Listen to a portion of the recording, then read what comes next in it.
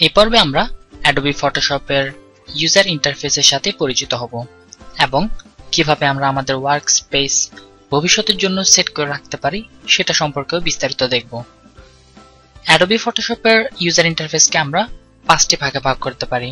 প্রথমটা হলো অ্যাপ্লিকেশন বার, যেটাকে আমরা old school file menu bar অথবা ফাইল বার অথবা টপ মেনু বার হিসেবেও আমরা বিভিন্ন ধরনের অ্যাপ্লিকেশনে দেখতে পাই। মোট কথা, ম্যাক্সিমাম উইন্ডোজ অ্যাপ্লিকেশনে যেটাকে আমরা ফাইল মেনু হিসেবে জানি সেটাকে অ্যাডোবি ফটোশপে অ্যাপ্লিকেশন বার হিসেবে অভিহিত করা হয়। এরপরে আছে টুলস বার, যেটা CS2 তে আলাদা করেছিল, বাট CS3 এর পর থেকে বাম পাশে স্ট্যাক করা অবস্থায় আসছে। সেটা হচ্ছে আমরা যা দেখতে পাচ্ছি যে মাউস পয়েন্টার নিয়ে গেলে আমরা দেখতে পাই আমাদের যে মুভ টুল, সিলেকশন টুল, তারপর হচ্ছে রেক্টেঙ্গুলার সিলেকশন টুল, ইলিপস টুল, তারপর সিঙ্গেল রো মার্কি টুল, তারপর ক্রপ টুল ইত্যাদি বিভিন্ন টুল নিয়ে যে টুল বক্সটা আছে আমাদের সেটাকে হচ্ছে টুল অর্থাৎ টুলস প্যানেল। এবং টুলস প্যানেলের উপরে অর্থাৎ আমাদের যে অ্যাপ্লিকেশন বারের ঠিক নিচে আমরা যেটা দেখতে পাচ্ছি সেটা হচ্ছে অপশন বার, অর্থাৎ আমরা যেই টুলটা সিলেক্ট করব সেই টুলের সাথে সামঞ্জস্য রেখে অপশনগুলো আমাদের আপডেট হতে থাকবে। যেমন ধরুন আমি যদি মুভ টুলটা ক্লিক করি সেক্ষেত্রে দেখতে পাচ্ছেন একরকম অপশনস। এরপরে যদি আমি সিলেকশনটা সিলেক্ট করি তাহলে দেখতে পাচ্ছেন অন্যরকম একটা অপশনস।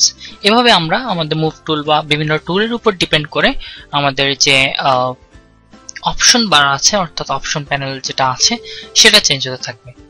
এরপরে যেটা আছে সেটা হচ্ছে ডকুমেন্ট উইন্ডো। আমরা যেখানে দেখতে পাচ্ছি যে গ্যাকো লোগো ফ্যাক্টর জেপিজি নামে আমি একটা পিকচার ওপেন করে রেখেছি, সেটা হচ্ছে আমাদের ডকুমেন্ট উইন্ডো।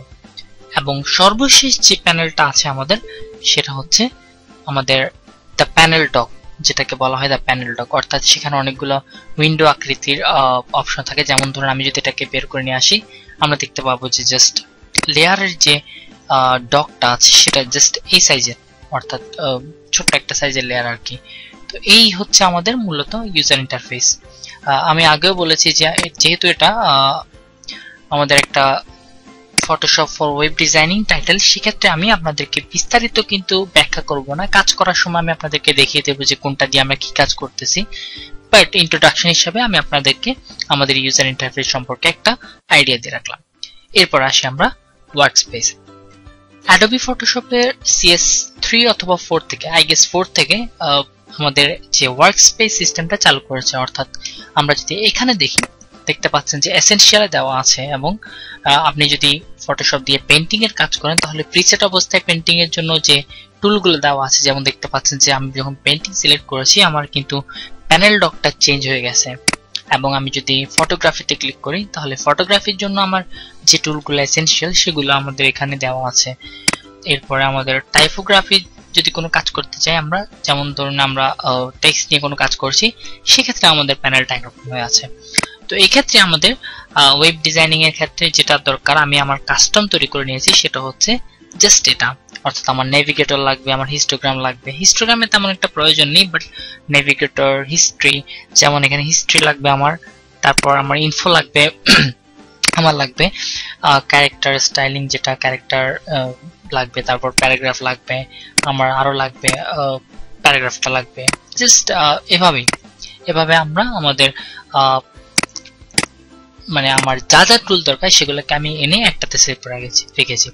তো এখন ধরুন আপনার এখানে এসেনশিয়াল দেওয়া আছে এবং আপনি চাচ্ছেন যে একটা নতুন ওয়ার্কস্পেস সেভ করবেন। তো সেক্ষেত্রে আপনি ধরুন আপনার ইনফোটা এখানে যোগ করতে হবে। যা হোক, আমি যদি ইনফোতে ক্লিক করি আমার ইনফোটা কিন্তু এখানে দেওয়া আছে অলরেডি, এই জন্য ইনফো এসেছে। ধরুন আমি অন্য একটা টুল যেটা সিলেক্ট করব, যেমন পাথস। ওকে, পাথসটাও দেওয়া আছে, যেটাই সিলেক্ট করি যেটাই দেওয়া আছে, তাই না? তো যাই হোক, আমরা ব্রাশ প্রিসেটের যে বাটনটা আছে সেটা দেখি। ওকে, এটা হচ্ছে ব্রাশ প্রিসেট। আমরা যদি এটা আনতে চাই সেক্ষেত্রে আমরা এখানে নিয়ে আসলাম ক্লিক করে, এবং আমি যদি এটাকে এখানে নিয়ে আসতে পারি আমরা জাস্ট ক্লিক করে ধরে এটাকে হোভার করবো অন্যটার উপর, অথবা বাম পাশে প্যানেল লক করবো। আবার যদি এখানে আসছে আমরা ধরে এনে ছেড়ে দিব এখানে। তো এরপর আমরা যেটা করবো সেটা হচ্ছে এখানে আমরা নিউ ওয়ার্কস্পেসে ক্লিক করে আমরা যদি এটাকে সেভ করে রাখি সেক্ষেত্রে আমাদের ওয়ার্কস্পেসটা সেভ হয়ে যাবে। তো আমি আপনাদেরকে যে আমার ওয়েব ডিজাইনিং এর জন্য যে মূলত যেটা দরকার, যে প্রথমে আমার নেভিগেটর দরকার, তারপর আমার হিস্ট্রি দরকার, অ্যাডজাস্টমেন্ট দরকার, আমার লেয়ারস, অবশ্যই মোস্ট ইম্পর্টেন্ট পার্ট হচ্ছে লেয়ারটা দরকার। সো আমি আমার মতো করে আমরা সাজিয়ে নিয়েছি। এরপর আমি আপনাদেরকে বলবো যে আপনারাও আপনাদের এটাকে সাজিয়ে নিন, যাতে করে আমাদের ভবিষ্যতে কাজ করতে সুবিধা হয়। পরবর্তী পর্বে আমরা দেখবো যে ভেক্টর ডিজাইন এবং রাস্টার ডিজাইনের মধ্যে যে পার্থক্য, সেটা কেন আমরা ফটোশপ ব্যবহার করি কিংবা কেন আমরা ইলাস্ট্রেটর ব্যবহার করি ইত্যাদি সম্পর্কে জানবো।